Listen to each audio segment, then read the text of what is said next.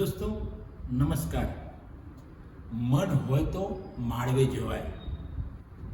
જો તમે દ્રઢ નિશ્ચય કરો તો કંઈ પણ અઘરું કામ, ક્યારેક અશક્ય લાગતું કામ પણ શક્ય બની જાય છે.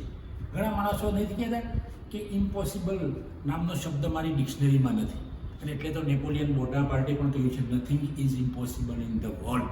દુનિયામાં કંઈ અશક્ય નથી. તો મિત્રો, આવો દ્રઢ નિશ્ચય એટલે મન હોય તો માળવે જવાય. હવે ઘણીક વાર એવું બનતું હોય છે કે કોઈક એક્ઝામ તમે જબરજસ્ત પ્રિપેરેશન, ધારો કે હમણાં જ ગૌણ સેવા પસંદગીની પરીક્ષા ગઈ, જબરજસ્ત છોકરાઓએ તૈયારી કરી, બરાબર. એમાં કેટલાક છોકરાઓ પાસ થયા, એવું એમ પાસ થઈ જશે એવું એમને લાગે છે, અથવા કેટલાકને એવું લાગે છે કે અમે સક્સેસ નહીં જઈએ.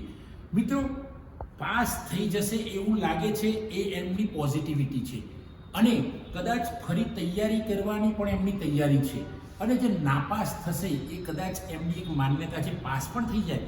આવું નેગેટિવ વિચારવા કરતાં તમે એમ જ વિચારો કે નાપાસ થઈશ તો ફરીથી આપીશ, બીજો ટ્રાય આપીશ. અને જો તમારું મન મજબૂત હશે તો આ મન તમને માળવે લઈ જશે. મિત્રો, આ દાખલા હું આપીને, આ ખરેખર તો આ વિડીયો બનાવવા માટે મને મારા એક વિદ્યાર્થી છે નીરજ વસાવા, એને કહ્યું કે સાહેબ આવો એક પોઝિટિવ વિડીયો વિદ્યાર્થીઓ માટે બનાવો, કે કોઈ એક્ઝામ જીપીએસસી યુપીએસસીની એક્ઝામ આપતું હોય અને ફેલ થઈ ગયો હોય વિદ્યાર્થી, તો કંઈ એક ફેલ થઈ ગયા, એક દરવાજો બંધ થઈ ગયો હોય તો મિત્રો ઘણીવાર તમારા અસંખ્ય દરવાજા ખુલી જાય છે.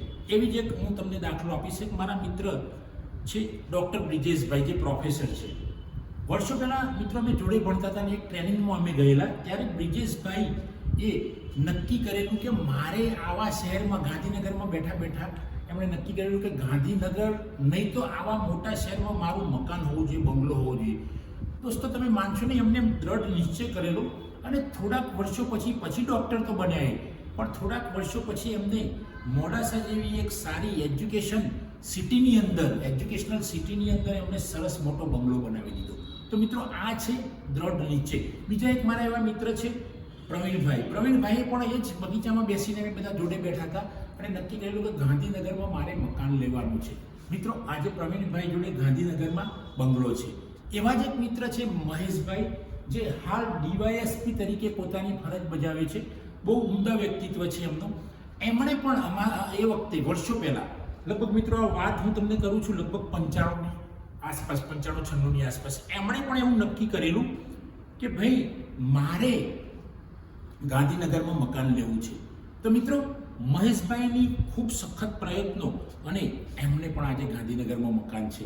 મિત્રો, એ જ વખતે અમે 4 જણા બેઠા હતા, મારા મનમાં પણ એવો વિચાર હતો અને મહેનત કરી, મકાન બધાના થઈ ગયા. મિત્રો, તો આ છે દ્રઢ નિશ્ચય. મન હોય તો માળવે જવાય. જો તમે એકવાર થામી લીધું કે ભાઈ મારે ગૌણ સેવાની, મારે યુપીએસસીની એક્ઝામ, મારે જીપીએસસીની એક્ઝામ, અથવા તો બીજી કોઈ કોમ્પિટિટિવ એક્ઝામ પાસ કરવી છે, અને જો તમે પાછળ લાગી જશો, તમે દ્રઢ નિશ્ચય સાથે પાછળ લાગી જશો, તો ભગવાન પણ તમને ત્યાંથી ઉઠીને આવશે અને કહેશે કે ભાઈ તથાસ્તુ, તું આ પરીક્ષા પાસ થઈ જઈશ, તને નોકરી મળી જશે, તારી જે ઈચ્છા છે હું પૂરી કરીશ. તો મિત્રો, આ છે દ્રઢ નિશ્ચયની વાત. એટલે તો પેલી કહેવત પડી છે કે મન હોય તો માળવે જવાય.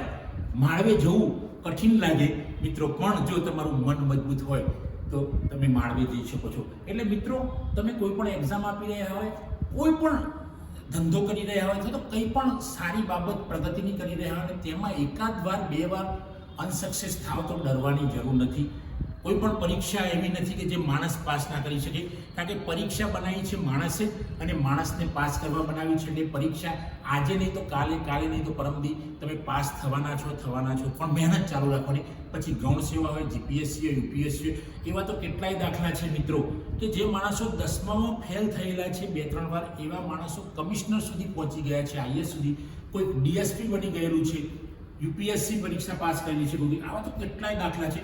એટલે એ દાખલા સામે પોઝિટિવલી તમે જુઓ, તમે 100% સક્સેસ થવા, એમાં શંકાને મિત્રો કોઈ સ્થાન નથી. સક્સેસ થશો ને થશો. મિત્રો, આજે આટલું જ કહીશ. જો આપ સૌને આ મારો વિડીયો પસંદ આવ્યો હોય, એને લાઈક કરો, શેર કરો, કોમેન્ટ કરો, અને જો ચેનલ સબસ્ક્રાઈબ ન કરી હોય તો સબસ્ક્રાઈબ કરો. થેન્ક યુ દોસ્તો. જય હિન્દ, જય ભારત.